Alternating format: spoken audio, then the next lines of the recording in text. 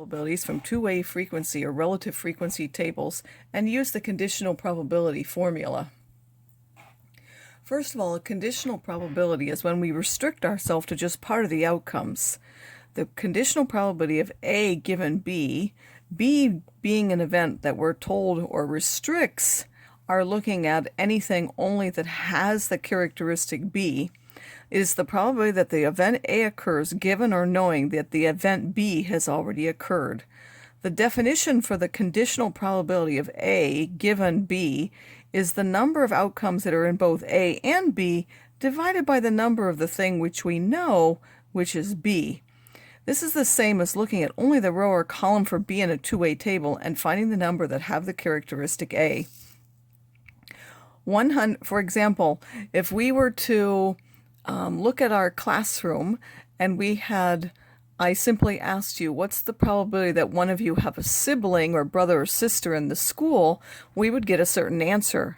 But if I now tell you, what's the probability of having a sibling in the school, if I know that you're a boy, then the answer will change or could change because the number of boys that have siblings in the school could be different from the overall number that have siblings in the school.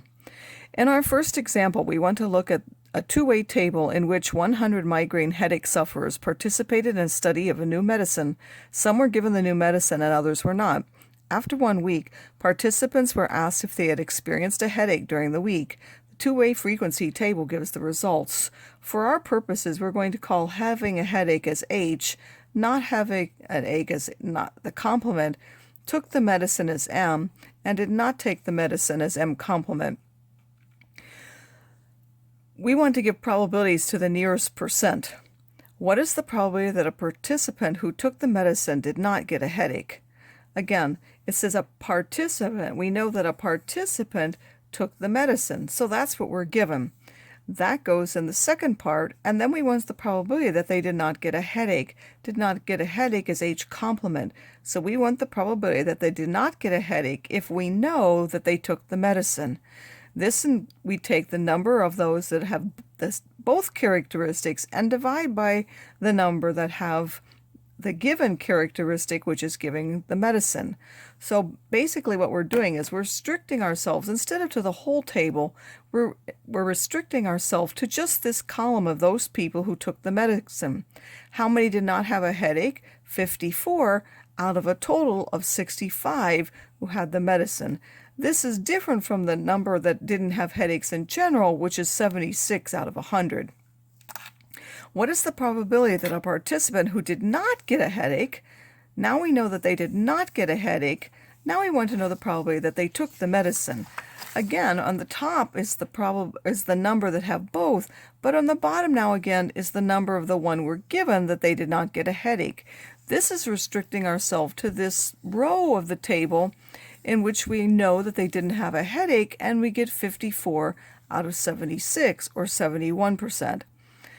Does it appear that the probability of A given B is the same as the probability of B given A? Well, if we look in this example, we would see that these two have different probabilities. And so the answer is no. Why? Even though the numerators are the same, the denominators are different, so the probabilities of A and B would be different. Again, a two-way table of relative frequencies, instead of being given the numbers in a table, we could be given the probabilities or relative frequencies of different things.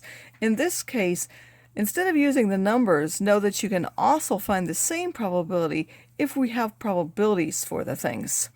I will show that in this example. Suppose we have a standard deck of playing cards, and we want the probability that a red card randomly drawn from the deck is a jack. Again, we know that it's a red card, so we want the probability that it's a jack, given or knowing that it's a red card. Well, how many jacks are red cards? The probability of that is 2 out of 52, because there are 2 red jacks, the jack of hearts and the jack of diamonds. And there are a total of 52 cards. What's the probability that we get a red card? Well, there are 26 red cards out of the 52, so its probability is 26 out of 52, which simplifies to 2 out of 26, or 1 out of 13.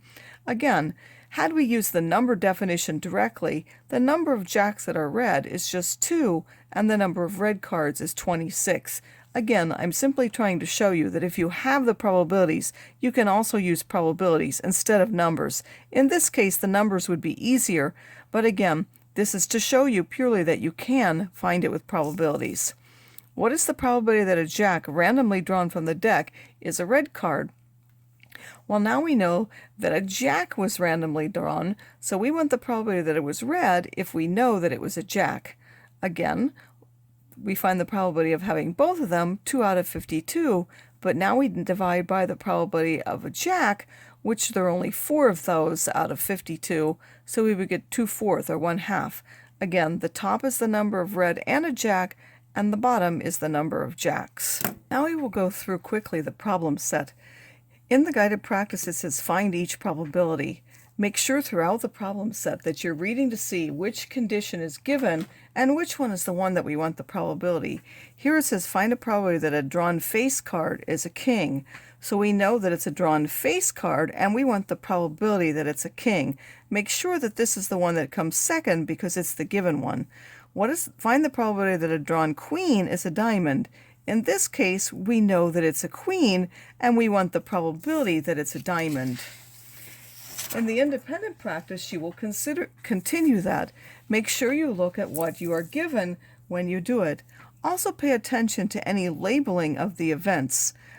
This received fertilizer, we're going to call R, did not receive a fertilizer as our complement. Did not flower in 1 month, we're going to use F for, and flowered in 1 month is the complement of that. So make sure you use those when you write about your probabilities. Again, first you're going to fill in the table given the information. Look at what they're telling you. They're telling you that there were 100 orchids altogether, which is going to be here. And then they told you 70% of those received the fertilizer. So you need to take 70% of 100 and put that in this column or in this cell in order to find the number that had received the fertilizer. Then they're going to tell you, look at just the ones that got the fertilizer, 40% of those. So you're going to take 40% of this number, and that will go here in this column. The remainder go here. Then they told you those that did not get a fertilizer. So you're going to find the number here, take 10% of that, and that will be the ones who got produce flowers in a month. And then the remainder would go here. So make sure you're reading carefully where each one goes in the table. Again, this one, 40% that produce flowers would go here. I think I accidentally said here. And then you're going to read the question. Find the probability that an orchid that produced flowers, again, that's what you know. They produce flowers. This one says, what is the probability that an orchid that got fertilizer? Now we know that the orchid got the fertilizer. Make sure you're using the right thing in the conditional probability. In number 3, again, you're going to have to fill in the table based on the information. They told you there are 24 yellow and 76 red, those going in this column. And then 1/4 of each are labeled win a prize. So you need to take 1/4 of those numbers and put those in the ones that say winner. Then make sure you look to see again which thing is given. You have a selected win a prize ball. You want the probability that it's yellow. You have a selected win a prize ball. You want the probability that it's red. And then you have win a prize ball and is red. Here, this is not a conditional probability. In this one, the probability that a selected yellow ball, again, now we know that it's yellow. Then we want the probability that we win a prize.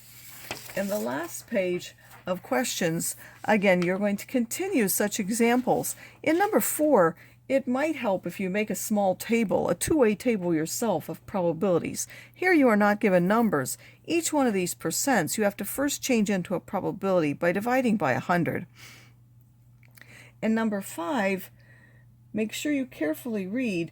You want the probability of getting a green ball in the second draw given that the first one is blue. You might use notation such as the following. You want the probability that you get a green in the second given that you had a blue in the first. To do that, you first have to find the probability that you got a blue in the first and a green one on the second one, and then divide that by the probability that you got a blue in the first. Make sure you carefully read. Those numbers are given in the question itself. And finally, in number 6, again, you have numbers in a table. Make sure you read. In this case, we know that it was a shipped computer, and in this case, we know that it was a defective computer. Make sure you put those in the right place in your conditional probability.